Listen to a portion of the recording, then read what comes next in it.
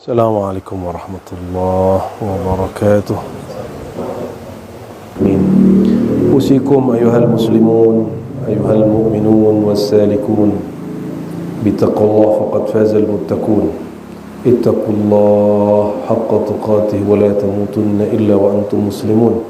اتقوا الله فإن التقوى في الصدور فأصلحوا ما في صدوركم يصلحه الله ما في ظواهركم. فمن أصلح بواطنه أصلح الله ظواهره.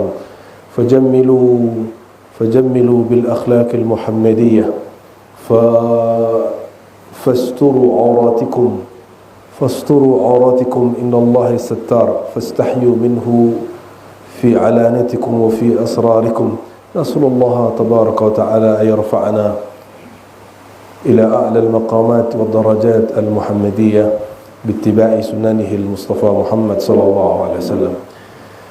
Jemaah yang dimuliakan Allah, alhamdulillah kita diizinkan oleh Allah Subhanahu wa taala untuk mensyukurinya dengan menyembahnya, mensyukurinya dengan melaksanakan salat Jumat, salat jamaah, berpuasa dan lain sebagainya. Laulahu ma'abadnahu, kalau bukanlah karena ia juga maka kita tidak mungkin untuk menyembahnya. Dan syukur ini tidaklah sempurna jika tidak mensyukuri kekasihnya. Kekasihnya adalah Sayyidina Muhammad SAW. Nabi SAW bersabda, aksiru minas salati wassalamu alaiya fi yaumil jum'ah. Perbanyaklah salawat kepadaku pada hari Jumat. Fasallu alaihi wa sallimu taslima. Allahumma salli ala Sayyidina Muhammad wa ala ali Sayyidina Muhammad. Suatu kali para sahabat mendengar Nabi SAW bersabda tentang cabang-cabang iman. Beliau mengatakan dalam hadis Sahih Bukhari dan Muslim, Innal iman bid'u wa sittuna syu'bah atau bid'u wa sab'una syu'bah. A'laha qawlu la ilaha illallah wa adnaha imatatul adha anit tariq. Rasulullah SAW bersabda, iman itu lebih dari 60 atau 70 cabang. Cabang yang paling luhur, paling tinggi, paling mulia, paling inti adalah la ilaha illallah. Sedangkan yang paling terluar, paling adna, paling sederhana adalah imatatul adha, menjauhkan barang-barang yang merusak, yang menyakitkan di jalan, anit tariq. Perhatikanlah bahwa iman itu basicnya adalah hubungan kepada Allah. Dengan seseorang mengatakan la ilaha illallah, namun buahnya yang paling rendah adalah ketika dia tidak ingin ada orang lain tersakiti. Baik tersakiti langsung dengan kata-kata, tersakiti langsung dengan perbuatan, apalagi tersakiti oleh aktivitas.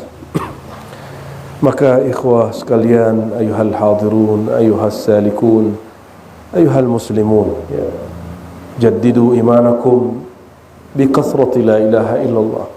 Jika ingin imannya kuat dan tinggi, jalan keluarnya hanya satu, perbanyak baca la ilaha illallah, mengerti makna la ilaha illallah, lalu ditahqiq, lalu dikuatkan dan diterjemahkan dalam amal harian. Dalam hal ini Sayyidina Muhammad sallallahu alaihi wasallam mengatakannya, as'adukum yaumal qiyamah. Orang yang paling bahagia pada hari kiamat adalah orang yang paling kuat, paling mantap, paling banyak, paling mendalam mengatakan la ilaha illallah.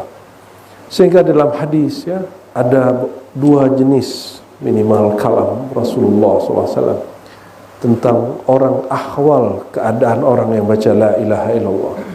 Ketika sakratul maut, ada orang yang man kana akhiru kalamihi la ilaha illallah dakhala jannah.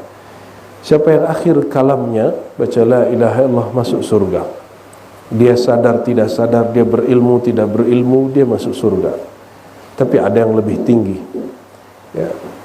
Siapa yang mati, kata Rasulullah, man mata wa huwa ya'lam, atau man ja'athu sakratul maut wa huwa ya'lam, ya.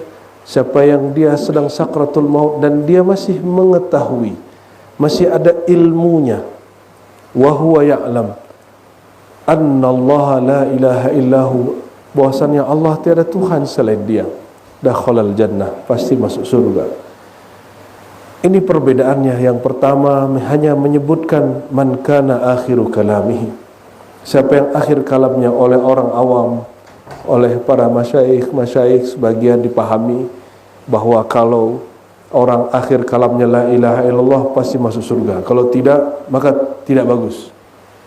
Namun Imam Asy-Syibli, Abu Bakar Syibli, murid terbaik Imam Junaid, beliau ketika hendak wafat sama kejadiannya dengan murid-murid dia setelah itu, yaitu generasi 4 generasi atau 5 generasi setelahnya, Syekh Abdul Qadir Jilani qaddasallahu sirruh.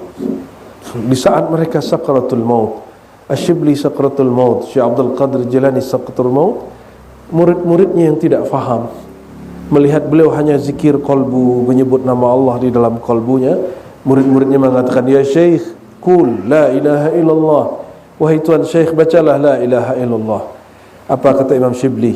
Hal yang sama dikatakan oleh Imam Syekh Abdul Qadir Jilani, da'ni, ya, tinggalkan aku, li'anni ma'ahu, karena aku sedang sibuk dengannya, aku sedang membaca namanya, aku sedang menatap yang punya nama. Da'ni, biarkan aku. Maka apabila kita paham bab ini, jadi para aulia, para kekasih Allah di akhir hayatnya dia tidak baca la ilaha illallah, tapi ya'lam, dia sadar, dia tahu la ilaha illallah. Coba lihatlah hadis Nabi. Apakah Nabi SAW di akhir hayatnya baca la ilaha illallah? Yang beliau baca ummati, ummati, tapi wa huwa ya'lam, tapi beliau punya ilmu bahwa tiada yang disembah kecuali Allah. Ada salah satu aliran yang menyimpang, ya, yang mengatakan Muhammad itu tidak sempurna.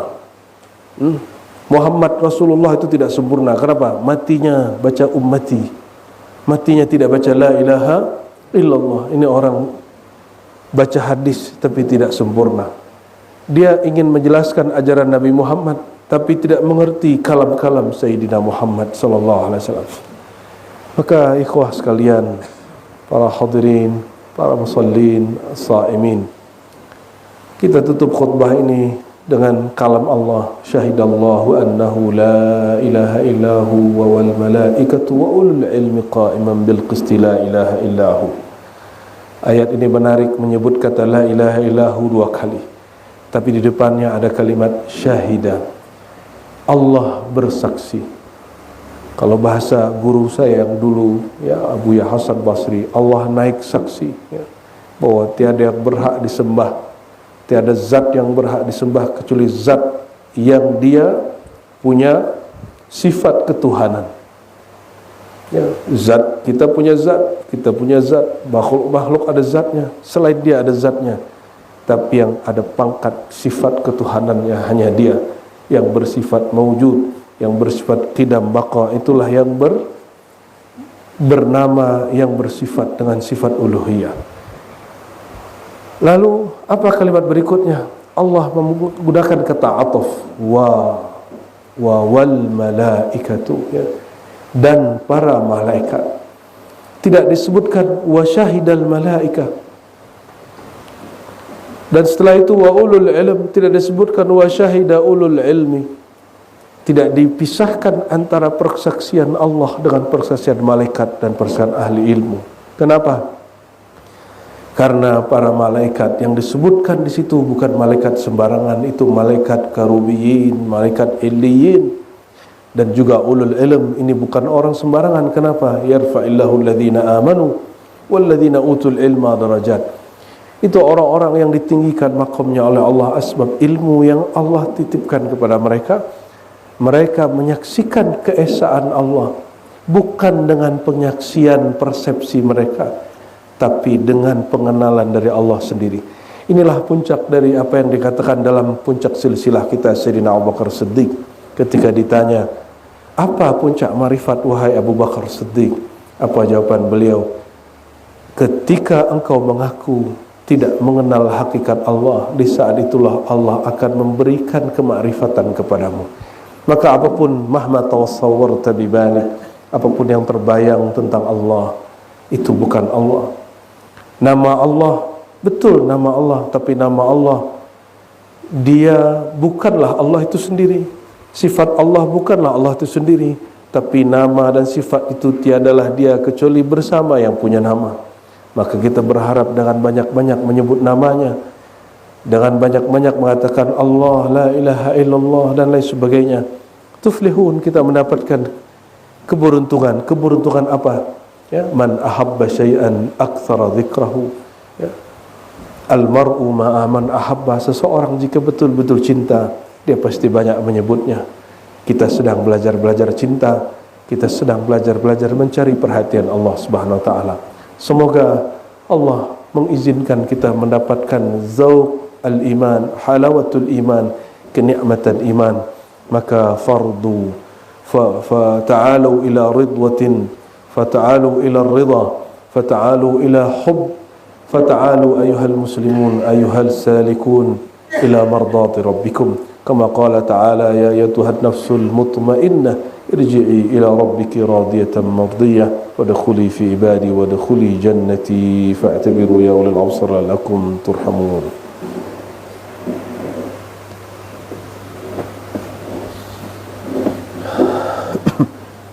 Wa antum muslimun wa aqsiru min as-salati wassalamu alayhi fa inna hadha al-yawm yawm al-jum'ah faqad qala aqsiru min as-salati wassalamu alayya fa inna salatakum ma'rudatun. فقيل لرسول الله يا رسول الله فقد أرمت وقال رسول الله صلى الله عليه وسلم إن الله حرم على الأرض أن تأكل أجساد الأنبياء. فأيها المسلمون أكثروا من الصلاة والسلام عليه في هذا اليوم فإن صلاتكم تعرض عليه مباشرة بلا واسطة. فصلوا وسلم وبارك عليه. اللهم صل وسلم وبارك على سيدنا محمد وعلى آل سيدنا محمد الفاتح الخاتم. اللهم صل على سيدنا محمد النور الذاتي والسر الساري في جميع الأسماء والصفات وعلى آله وصحبه أجمعين. اللهم صل على سيدنا محمد وعلى آل سيدنا محمد. اللهم صل على سيدنا محمد كتب الأسماء والصفات كتب المكونات والموجودات. اللهم صل على سيدنا محمد كما تشاء وكما ترضى كما يليق أن تصلى عليه. اللهم صل وسلم وبارك عليه وعلى آله. أدعو اللهم اغفر للمؤمنين والمؤمنات والمسلمين والمسلمات الأحياء منهم والأموات وتابع بيننا وبينهم بالخير واغفر وارحم وأنت خير الراحمين. اللهم يا غفار يا غفور يا ستار استر عوراتنا واغفر ذنوبنا وامحو عن سيئاتنا وارض عنا يا ربنا يا ربنا يا رب العالمين يا رب العالمين يا رب العالمين. يا الله يا غفار يا غفور فاستر عوراتنا فاستر عوراتنا فاستر عوراتنا بجمالك يا الله وزيدنا يا الله بنورك المصطفى محمد صلى الله عليه وسلم. اللهم إنا نسألك حبك وحب من يحبك وارزقنا العمل الذي يبلغنا إلى حبك. اللهم إنا نسألك الشوق إلى لقائك. اللهم إنا نسألك الشوق إلى لقائك. اللهم إنا نسألك الشوق إلى لقائك ولقاء حبيبك المصطفى محمد صلى الله عليه وسلم. ونسألك التوبة والإنابة والاستقامة على الشريعة المحمدية على شريعة الغراء والطريقة البيضاء الطريقة الأحمدية والعرفان الأحدية بحق سيدنا محمد خير البرية. وصلى الله على سيدنا محمد والحمد لله رب العالمين. عباد الله إن الله يأمر بالعدل والإحسان وإيتاء ذي القربى وينهى عن الفحشاء والمنكر والبغي يعظكم لعلكم تذكرون فاذكروا الله يذكركم واشكروا عليه يزدكم ولذكر الله